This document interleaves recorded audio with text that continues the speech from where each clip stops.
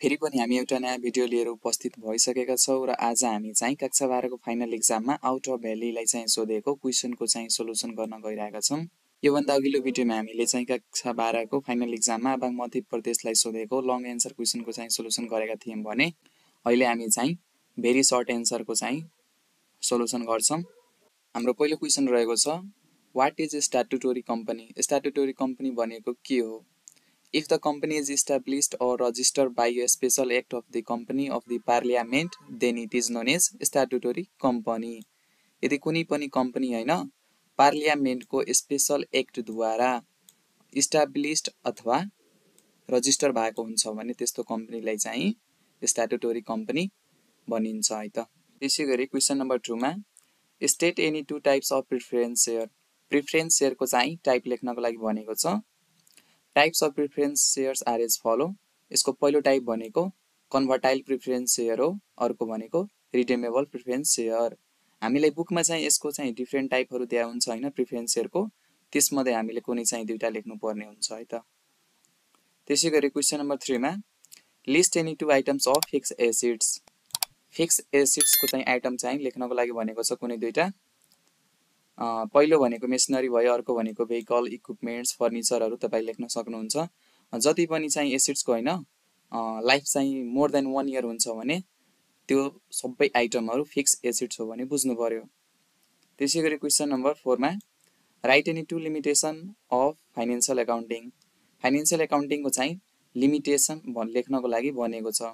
यो लिमिटेसन भनेको weakness, drawback सबै एउटा कुरा हो भने बुझ्नु पर्यो। Limitation of financial accounting are discussed as below. पहिलो यसको विकनेस अथवा भनौँ न लिमिटेसन भनेको fails to provide cost information. Financial एकाउन्टिङले कस्ट इन्फर्मेसन चाहिँ प्रोभाइड गर्न सक्दैन। त्यसैगरी फाइनान्शियल एकाउन्टिङले कस्टलाई क्लासिफाई गर्न सक्दैन। यो भनेको फाइनान्शियल एकाउन्टिङको लिमिटेसनहरू भयो है त। त्यसैगरी क्वेशन नम्बर 5 मा mention the meaning of fixed overhead. Fixed overhead भनेको के हो? Fixed overheads are those overheads that remains constant for a fixed period of time when output increase or decrease. Fixed overheads भनेको त्यस्तो overhead हो हैन जुन चाहिँ केही समयको लागि हैन केही फिक्स समयको लागि चाहिँ कन्स्ट्यान्ट हुन्छ। आउटपुट इन्क्रिज अथवा डिक्रिज होस् त्यसले चाहिँ के मतलब हुन्न के। जस्तै स्यालेरी टु म्यानेजर, कुनै कम्पनीको चाहिँ एकदमै प्रोडक्सन हाई भयो हैन कुनै महिनामा र कुनै महिनामा चाहिँ कम्पनीको प्रोडक्सन लो भयो भने त्यो बेलामा चाहिँ म्यानेजरको स्यालेरी चाहिँ सेम हुन्छ है त, त्यसमा चाहिँ कुनै घटबढ हुँदैन। त्यसैगरी क्वेशन नम्बर 6 मा what do you mean by centralized store. Centralized store भनेको के हो चाहिँ सोधेको छ। If materials are recorded in top department in an organization then it is known as centralized store. It helps to maintain properly record of the material. Centralized store भनेको के हो हामीलाई सोधेको छ हैन। हामीले चाहिँ एन्सर लेख्ने बेलामा कसरी लेख्न सक्छौं भने यदि कुनै पनि मटेरियल हैन कुनै पनि अर्गनाइजेसनको टप डिपार्टमेन्टमा चाहिँ रेकर्डेड छ भने त्यस्तोलाई सेन्ट्रलाइज्ड स्टोर भनिन्छ भनेर बुझ्नु पर्यो। यसले चाहिँ के गर्छ भने मटेरियलहरूलाई हैन प्रोपरली चाहिँ रेकर्ड गर्नमा हेल्प गर्छ। त्यसैगरी क्वेशन नम्बर 7 मा state any to advantage of rate system of wages payment. यसको पहिलो एडभान्टेज भनेको quality is high. Time rate सिस्टममा प्रोडक्टको क्वालिटी एकदमै हाई हुन्छ र अर्को यसको एडभान्टेज भनेको easy to calculate wages of the workers.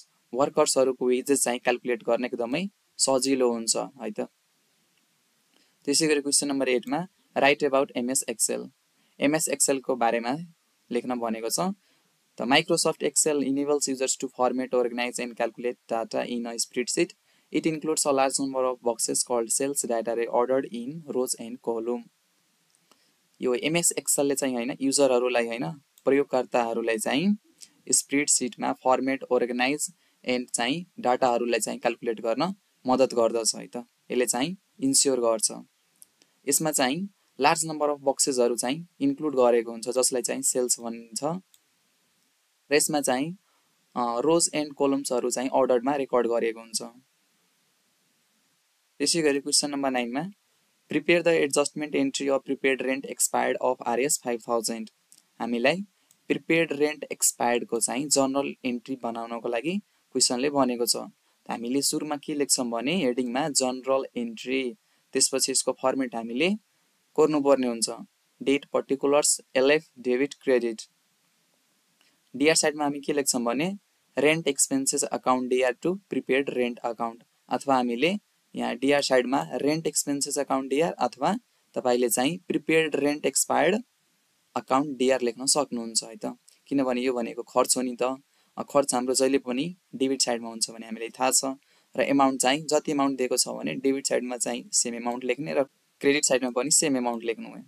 त्यसै गरी क्वेसन नम्बर 10 मा calculate the amount of cash from financing activities from the following information. हामीले तल इन्फर्मेसनहरू दिएको छ र यहाँबाट हामीले सीएफएफ निकाल्नको लागि भनेको छ। सो फर्स्टमा हामीले हेडिङमा क्याश फ्रम फाइनेन्सिङ एक्टिभिटिज लेख्नुपर्छ। यसलाई हामीले सर्ट फर्ममा सीएफएफ यसले चाहिँ लेख्छौँ है त। हामीले के दिएको छ यहाँ हेर्नु त, शेयर क्यापिटल दिएको छ, डिबेन्चर दिएको छ, डिभिडेन्ड पेड दिएको छ। सो फर्स्टमा हामीले यहाँ हेर्नु त यो शेयर क्यापिटल बढेको छ कि घटेको छ, हेर्नु त सुरुको एमाउन्ट 2 लाख छ र लास्टको एमाउन्ट चाहिँ 4 लाख छ हैन। यो भनेको एमाउन्ट बढेको हो के शेयर क्यापिटलको। यसलाई चाहिँ हामीले रेकर्ड गर्ने बेलामा शेयर क्यापिटललाई के लेख्नु पर्छ भने इस्यु अफ शेयर क्यापिटल। यो दुईटा बीचको डिफरेन्स एमाउन्ट कति हो, 2 लाख हो हैन। सो हामीले 2 लाख चाहिँ लेख्नु पर्ने हुन्छ, पोजिटिभ लेख्नु पर्ने हुन्छ है त। त्यसै गरी यहाँ हेर्नु त डिबेन्चर्सको सुरुको एमाउन्ट कति हो, 1 लाख हो, लास्टको एमाउन्ट कति हो, 50,000 हैन। यो भनेको घटेको हो के, एमाउन्ट चाहिँ घटेको हो भने डिबेन्चरलाई हामीले रेकर्ड गर्ने बेलामा रिडम्सन अन डिबेन्चर चाहिँ भनेर लेख्नु पर्छ। अब यसको एमाउन्ट चाहिँ कति डिफरेन्स हो, दुईटा बीचको एमाउन्ट चाहिँ कति हो, 50,000। यो भनेको माइनसमा लेख्नु पर्छ। रिडम्सन अन डिबेन्चर जहिले पनि माइनसमा हुन्छ है त। सो हामीले यसलाई माइनसमा लेख्नु पर्ने हुन्छ। त्यसै गरी डिभिडेन्ड पेड दिएको छ 20,000। सो हामीले सिधै डाइरेक्ट डिभिडेन्ड पेड भनेर 20,000 चाहिँ लेख्नु पर्ने हुन्छ र डिभिडेन्ड पेड जहिले पनि नेगेटिभमा हुन्छ। अब 2 लाख माइनस 50,000 माइनस 20,000 गरेपछि 1,30,000 आयो हैन। यो नि भनेको हाम्रो क्याश फ्रम फाइनेन्सिङ एक्टिभिटिज भयो।